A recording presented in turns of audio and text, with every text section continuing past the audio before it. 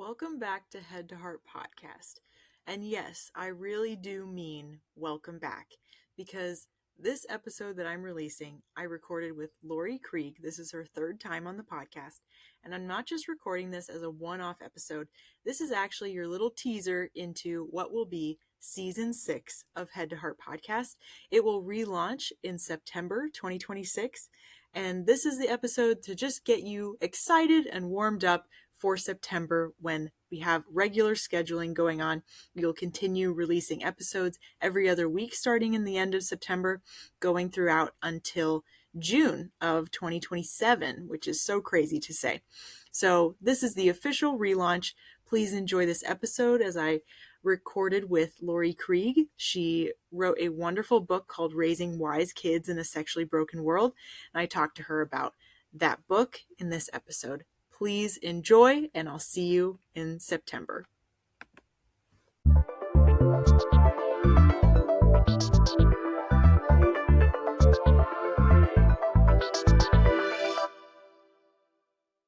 Welcome back to Head to Heart Podcast. I'm your host, Jenny Markham. Today we're bringing Laurie Krieg. This is her third time on the podcast, which is so crazy to think about. Because the first time I interviewed Laurie, it was like July 2022, and now here we are in March 2026 recording the third one. And we're recording because Laurie has written this wonderful resource. It's a book called Raising Wise Kids in a Sexually Broken World.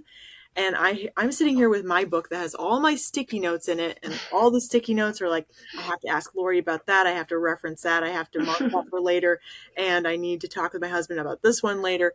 And it's just such a practical, helpful resource that gives, and I'm not just going to say parents, it's like parents and Christians, because we all make disciples. It gives us hope and confidence as we go forward in this crazy world we live in. So, Laurie, take some time to introduce yourself for anyone who hasn't heard those previous 2 episodes, and tell us what have you been set free from. Oh, thank you so much, Jenny. It's great to be back. Repeat. Hey, I'll take my punch card or something like that. So I have been set free from, let's think about what theme the Lord wants me to focus on today. I think maybe self-hatred for being a sinner. And I there's things he's still setting me free from, but that's a big one that I'm like, I feel like that one is pretty okay. In the sense that, in previous podcasts, we talked about my wrestling with same-sex attractions, hated myself, thought about ending my life, thought I needed to come out as a lesbian atheist or end it. And God had me meet with a Christian mental health therapist who really knew God as well as therapeutic interventions, and she helped me really to understand and experience, like Ephesians 3 talks about experiencing the love of God. And my boy Tim Keller, rest in peace, he says the normative state for a Christian is to not experience the love of Jesus. That's normal. That's why Paul says, pray for it. May you experience the love of God. So it is so great. You'll never fully understand it. Show me to just not just know it in my head, but experience it in my heart. And that love expels other loves. It really is like a deeper love. It's not just just say no to sin. It's say yes to deeper love. And, it was really letting God love even the parts of me that I hated and needed to surrender. It just is so gloriously uncomfortable to be loved when you don't deserve it. That's some of my story, and that's how he's been setting me free. That is a great way to summarize it. That's gloriously uncomfortable. Right? Yes. You know what I'm talking about. Yeah, it's I know terrible exactly. And great. Yep. You're like, for real? And he's like, for real. But I want to hurt myself because I feel so horrible. And he's like, well, let me hug you. How about? Exactly. So, Laurie, this was the verse that was popping in my mind as I read your book. It was Proverbs 23, verse 24. It says, the father of the righteous will greatly rejoice. He who fathers a wise son will be glad in him. And I would love if you just shared a little bit about how God invited you into writing this book, because that's what you claimed it was. It wasn't like, I think I have some good ideas and I think I'll write them down. It's like God Wow. invited you into this. Ugh, thank you, man. It's so like humbling to talk about this. So I really wanted to write a book on identity. Like I had a lot of notes on that, and I was sitting there journaling and watching my kids playing on the floor and my husband sitting on the couch, just like, I don't know, playing Wordle or something. And I was just like praying and I was like, God, what's next? And it literally was like a burden from him. I was between semesters getting my master's at Wheaton, and again, like hoping he was like, the identity book. Yeah, let's read that. And he was like, Laurie, you see your kids? What a gift they are, huh? I'm like, yeah. And then he just had me think about the last 12 years now of engaging this human sexuality space, primarily teaching leaders and pastors. And he's like, do you see this gift I've given you? You've gotten all this training while you have your kids. And at the time, my oldest was 10 and I'd been 10 years in the conversation. And he's like, look at what you've been workshopping. You've been digesting this and workshopping it in with your kids. And here's the other thing. With this burden, it wasn't just like, what a privilege. He was like, what have you learned in your training? And I'm like, well, I've learned like, purity culture, this legalism wasn't helpful, but then neither is like, the liberalism of decades ago of like, just throw a condom at a kid and be like, there's your sex talk. Don't have sex or you'll get chlamydia and die, as they quote Mean Girls, right? Like neither is good. And so then the last 10 years, we've just been ripping apart purity culture. And I'm like, I still have human children who are going to go through puberty. Yeah. I still have human children who are sexual creatures because they're human. I'm like, what am I supposed to say? I know what not to say. What do I say? And so that was the burden the Lord put on me, is like, speak to the void. Speak to the void with what you know. And I was like, okay. That's this book. It's the void. Yeah, I think this book is how to not just be on the defense all the time. Yes, dude. Fear puts us on the defense, but the gospel puts us on the offense. Yeah, it really does. And not in the offense like punch your neighbor in the face, but offense as in like, oh, cool, God invented this. Like he like told us what to do. Mm-hmm. It's like remembering that the world started off as perfect and good. Yes. And then remembering, oh yeah, then sin came in. We didn't like start out with sin and try to make it good. That's right, Jenny. How could this pure, genuine desire that people have to protect their kids end up backfiring? Because when we look out in the world, there's a lot of scary stuff and that we haven't had to deal with, before the last 20 years, before the last 10 years. It's all new. So how could those attempts kind of backfire, even though parents and disciplers were trying so hard? There is a term called anti-fragile. Nassim Taleb, I talk about him. This is Jonathan Haidt's Anxious Generation quotes him. Anti-fragile means that there are certain things in the world that are not fragile, that actually require resistance to grow. For example, your muscles. You took a little person and you just like protected the tar out of them. And they're like, no, you don't stand up. You could get hurt. You don't run around. You could get hurt. You don't go outside. You could get hurt. What's going to happen to that kid? You're going to get very, very weak and it's actually going to hurt them. So the same is true for kids when it comes to their souls, when it comes to bumping into the world. That's how we grow. Kids are anti-fragile.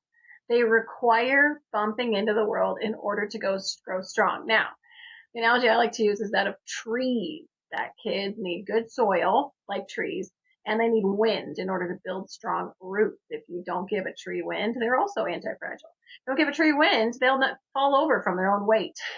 Kids need the right amount of age-appropriate wind and good pouring in soil or in nutrients into soil in order to build strong roots. But they don't need a hurricane. I think this is what we're afraid of. And we don't always know what's like age appropriate wind and what is a hurricane. And like when we look at LGBTQ stuff, we look at porn, we look at AI, everything looks like a hurricane. Is it a hurricane? Do we need to protect them from every inch of it? Or is there like an age appropriate way to talk about these things that actually builds their muscles? Yeah, when you gave the example of trees needing wind, needing resistance, it just like shatters any idea that we have. Like, if I just do this perfectly, my kids are going to be okay. I can do this. Like, if I really just try hard enough, I will create kids that aren't tainted by the world. And that's just setting yourself and everyone else up for failure around you, even though it comes from like the best intentions. Yes. What if I can add one more thing? Another concept I talk about throughout the book and video series that I've done, I talk about it all the time, is the anchoring bias. Is that the first place we learn about something becomes the gold standard and the anchor to which we compare everything else we hear about that something. So like, let's say we don't talk about sex. Let's say we don't talk about LGBTQ. Let's say we don't talk about porn. We don't talk about any of it. We're like, I don't know if that's going to help them. Your kids will run into it somewhere. They're going to run into it. It's going to be on the internet when they're 18 and they actually get a smartphone. It's going to be on the playground. It's going to be with a cousin. It's going to be somewhere. And then whatever they hear out in the world is going to become the anchor. And then everything else they hear about that, even if it's from you later, is going to be compared to that. So that's not cause for panic. That's just cause for encouragement. Focus on courage. Is like, hey, parents, bite the bullet and start saying some age appropriate things, because I want it to be through imperfect, beautiful you instead of the world. Mm-hmm. And I felt like you took a lot of pressure off of people by saying it doesn't always have to be one huge, long lecture conversation, this moment you have to nail perfectly. It's like these tiny little conversations that just happen along the way of life. Yes, Jenny, it's so true. It's really, that helps me. That helps me yesterday. That helps me today, where I'm like, okay, my goodness, this was a weird thing that they saw, and I've already talked about it, and I'm tired this minute. But we can have this much of a conversation. We'll talk about it later. Like, little bit of it. It's great. That takes the pressure off from having to be on all the time, and just say, I can say one sentence about it in this moment, and then we can follow up later. Get it, girl. That's the layers of soil. Layer, layer, a little bit at a time. So what are some practical ways that we could try to explain broken sexuality to our kids without being explicit? You know, it depends on their age, but let's say you're driving in the car and you see rainbow flags outside of a church, you know, and your kids are like, what is that? What's up with that? Yeah, so let's give an age range. Let's say your kids are like 4, 6, 9. Okay, in that moment, because usually you got like a gaggle, and they're all in various ages. Hey, and you could even bring it up. They either say it or you bring it up. Because you're like, okay, this crazy lady on this podcast told me to talk about this. I'm gonna be the anchor. Come on, wind. Okay, you can be like, hey, did you notice that? Or, oh yeah, isn't that a pretty flag? You know, that flag stands for, and this is my basic version that I actually say in real life. There's other things you can say, again, on our video series, different things. Other people say different things. So what I say in real life is, hey, that means that boys, did you know that some boys like other boys, or heart eyes them? That's what we say in our house. Or like, because it's like crush on, want to marry, there's just some of these verbs, whatever verb your family understands, use that one. Do you know that some boys like other boys? What? Yep. And or girls like other girls? Yeah. I was like, so that flag means that that's what we affirm and believe. Now, for people listening who are like, no, I believe in God's sign for marriage and I just wear the flag because I want to be an ally. That's another conversation. This kid is 4. So we're going to do basic 101 here.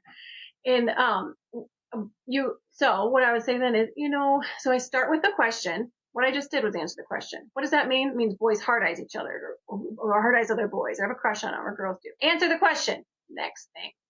Compare it to God's good design. Key word is good. Because when we focus on the negative and the no and the theology of no, not only is that not how the Bible is set up, it starts with a yes, then there's the distortion. We're supposed to look through the distortion to what's the good and focus on the good. Not only is that how the Bible's written, that's how our brains are wired. Our brains are wired for positivity. Our brains are wired to learn with a theology of yes. It makes us like open up, be creative, be able to understand. And when we explain the why, this is a series on authoritative parenting. When we explain the why underneath something, our kids actually follow the rules better. You can listen to them, you can have this dialogue, but when you explain the why, they actually follow better. Okay. So answer the question, what's God's good design? That is not, and in our country, you could say people can get married to each other. You could say that if it's a marriage conversation, but you could say, but that's not God's design. God wants marriage to be between a mommy and a daddy. Two people whose bodies are different. Two people who are different. Keyword there is different. Because when mommies and daddies love each other, even though they're so different, they show you a picture of how much God loves you, even though he's so different from us. Mm-hmm. That's Ephesians 5:32, yo. That's like, this is a picture of God's love for the church. That is what marriage is. So that's the basic thing. And then the third step, so answer the question compared to God's good design. The third is, how do we love? So this is for your kids who are like, oh, our neighbor, that's a girl married to a girl. They're not following Jesus. And they're like ready to run over there and go tell them that they're not following Jesus. I've talked to parents whose kids do this. Mm-hmm. So this doesn't have to be in this like one chunk of a soliloquy. They're going to get bored. But it could be later, like, and how do we treat people who hard eyes each other? Boys who hard eyes boys. You might talk to people or see people. If you know someone, that's your uncle, that's your cousin. They're struggling with that. All right, I'm going to give you that one more. Sorry, I'm running on here, Jenny. But here's another piece of this conversation because I think it's really helpful to have as a tool in your toolbox. Is this language of struggling? Because the how do we love our neighbor? People have been asking me lately. They're like, talk more about that. What's the point of that? Part 3 is I don't want my kids to be little self-righteous, judgmental poop stains. I really want them to be lovers of God and lovers of their neighbor, which we are supposed to judge other Christians. What's judge mean? Eye to eye, heart to heart. I don't want them to be judgmental and look down on people. So this is a little like, I'm going to give you this for whomever needs it. Language we use around our house and the how we love section is they are struggling. Some people struggle, your cousin, your neighbor, with liking other girls or liking other boys or boys liking boys. But we all struggle with things, don't we? Yeah, we do. What do you struggle with? Son, daughter? We all go around the horn and we all say what we struggle with. Literally, we say it. And I say, and what are we supposed to do with our struggles? And this is a conversation we have on the regular in our home. Apart from rainbow flag. What are we supposed to do with our struggles? We're supposed to take them to God and have our family help us. Our family help us is like another word for community.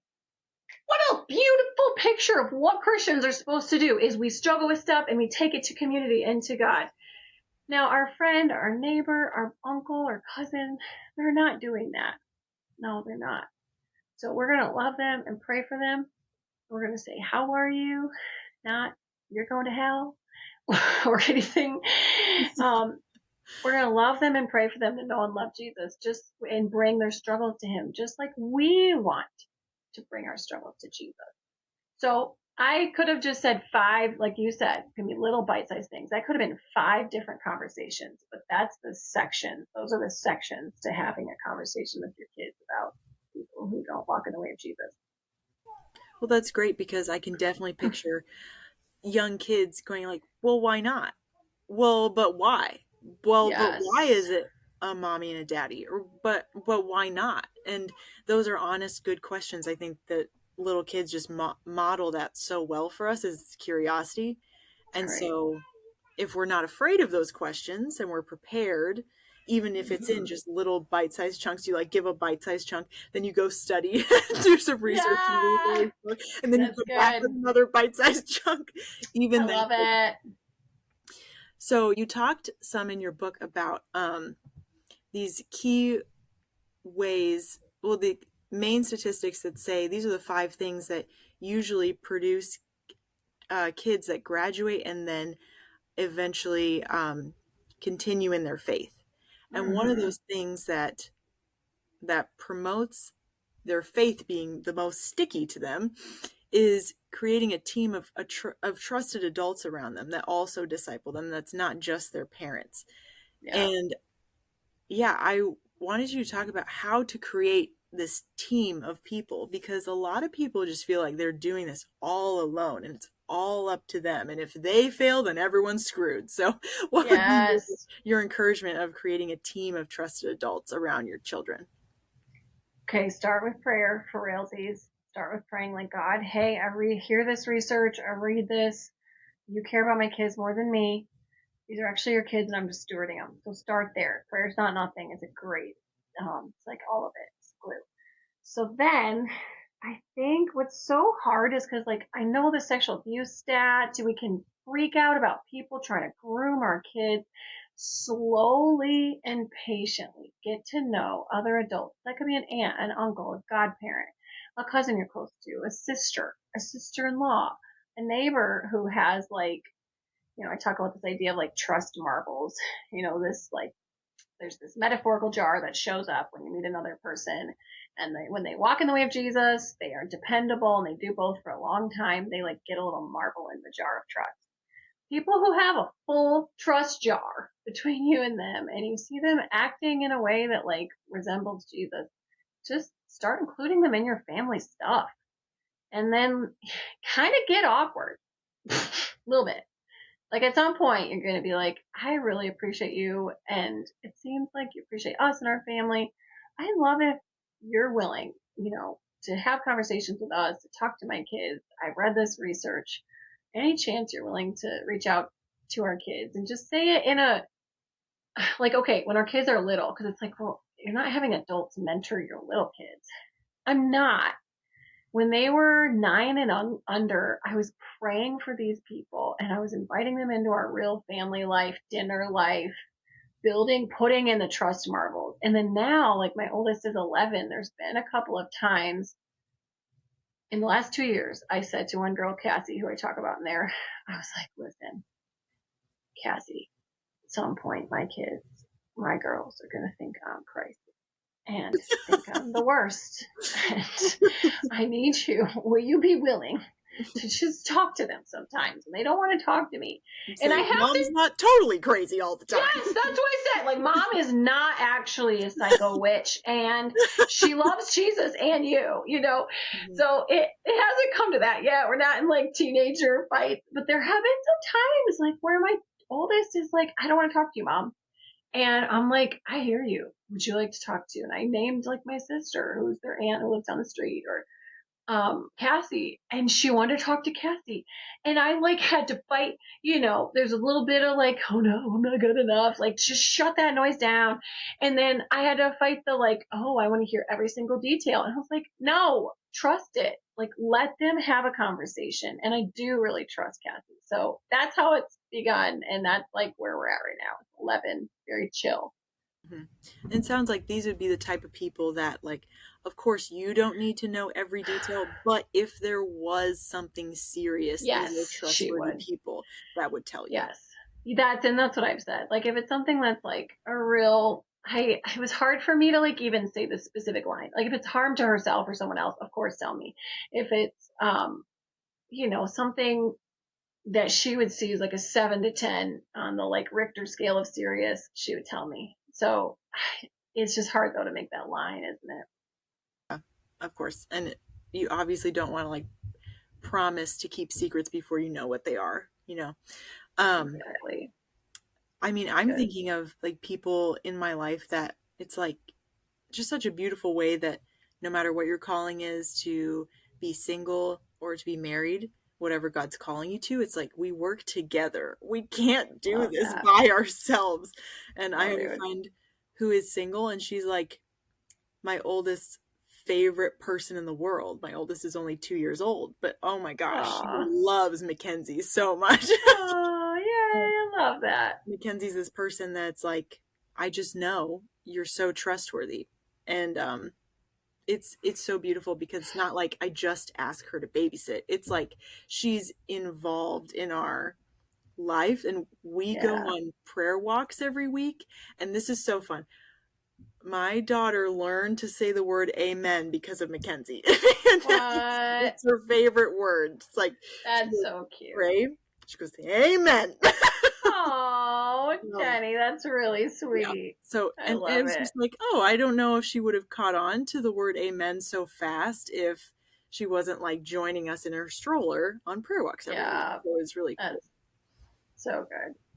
And you mentioned the phrase like, entrust our kids to the Lord because he loves them more than we do, which I Yeah. know in my head is totally true, but it also sounds a little cliche.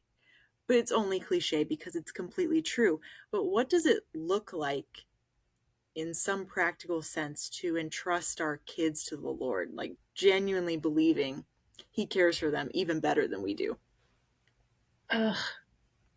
Like, it's in those fear moments. So you're picturing whatever you're picturing. And it's like, I don't know, but it's like I can look inside of my heart. And I'm like, what are my hands doing with my kids? And I see them like gripping them so tight. And some of that's good mama bear, like mama sheep sort of instinct. But it's like the eyes of my heart have to see me like giving them to Jesus. Being like, Lord, you hold them. And you actually hold all of us better than I can. Because just me and my kids, like, that's terrifying. But when I see him, like, I've got them and I've got you.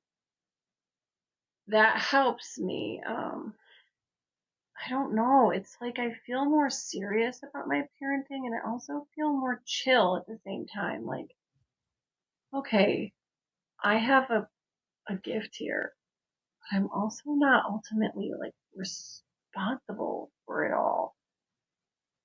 I gotta just steward this Mm-hmm. imperfectly. Yeah. Stewardship is it feels like a very different concept than ownership. Mm, Ownership, it's like truly only on your shoulders. yeah, Stewardship is like, facts. I am returning this someday. Yeah, it's so true. It's so true.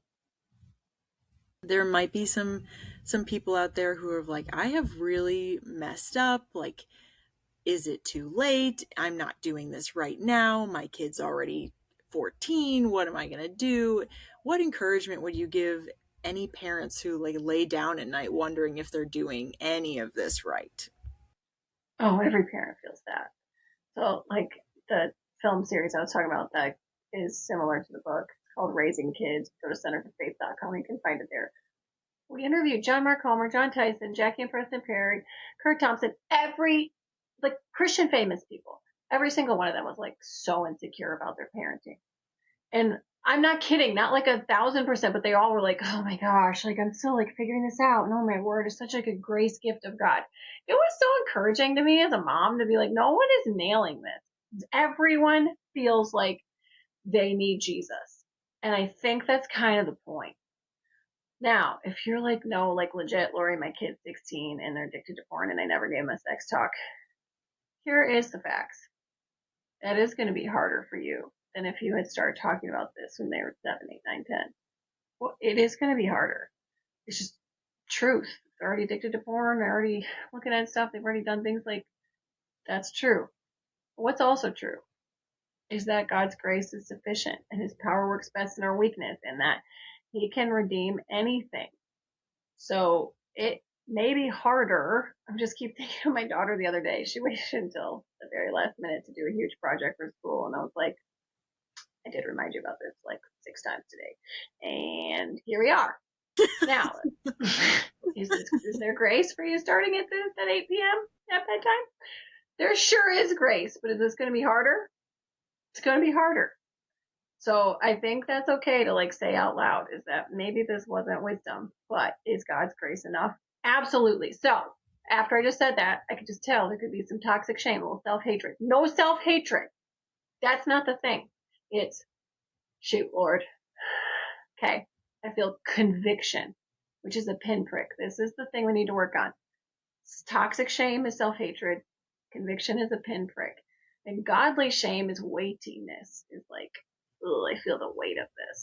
So feel weightiness, feel conviction, and then God's top name is Redeemer in my book. And so let's just giddy up and start talking. I think you also mentioned Becky Kennedy, Yeah. who's I think, psychologist. Yeah. And she talked about how repair is the most important thing. And I remember watching, I think Becky Kennedy did some TED Talk that I watched, and I remember crying as I watched that TED Talk Oh, because she gave Becky. an example of like, just think, oh, you don't think your apology is going to go a long way? Let's Yeah. imagine your parents calling you on the phone mentioning, oh, there was something in your childhood that I did wrong, and I just wanted to apologize for it. Everyone in the whole audience gets weepy. They're just Yeah. like, oh, Yeah. yeah, an apology and repair does go a very long way, even more than we realize. Yes.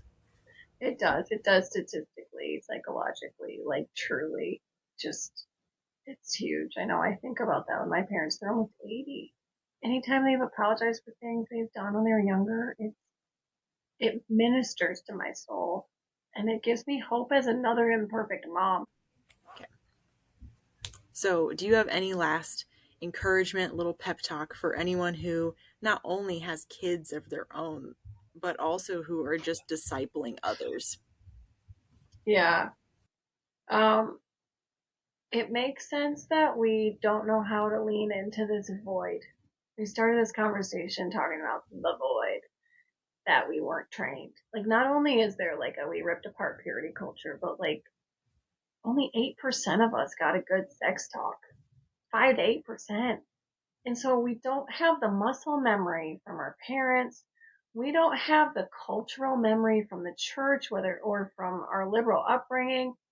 We don't, our muscle memory is broken at best. And then we've got our own addictions and stories. So we don't know how to do this, but God does know how to do this.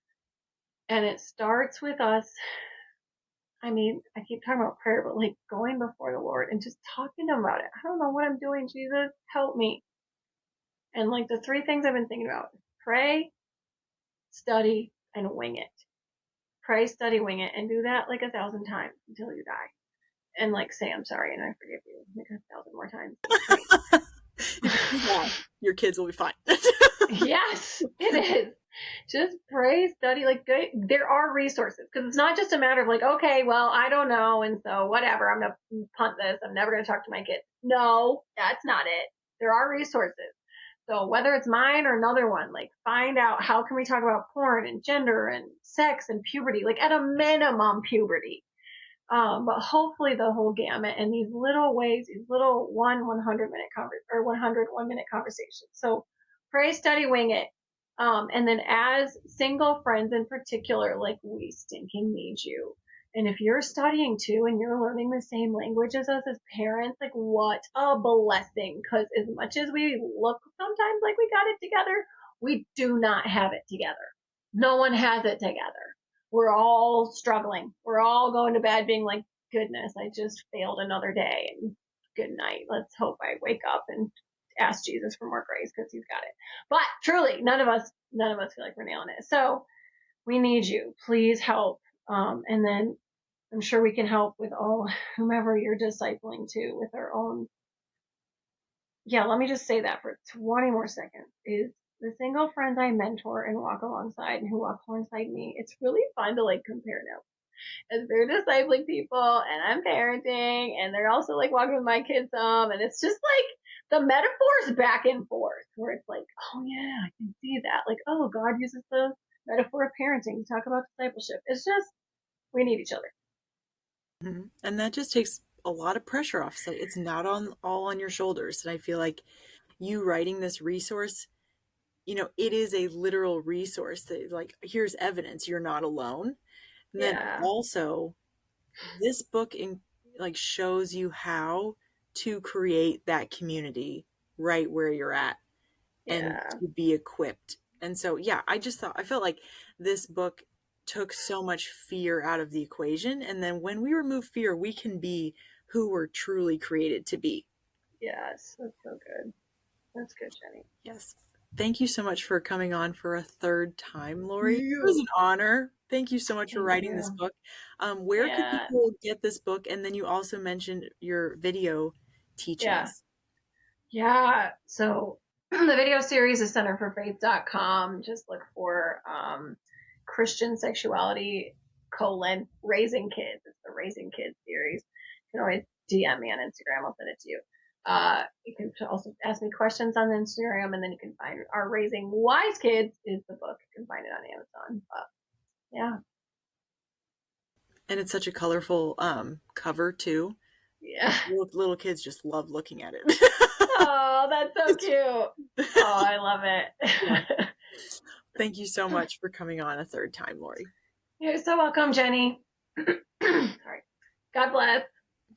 Okay,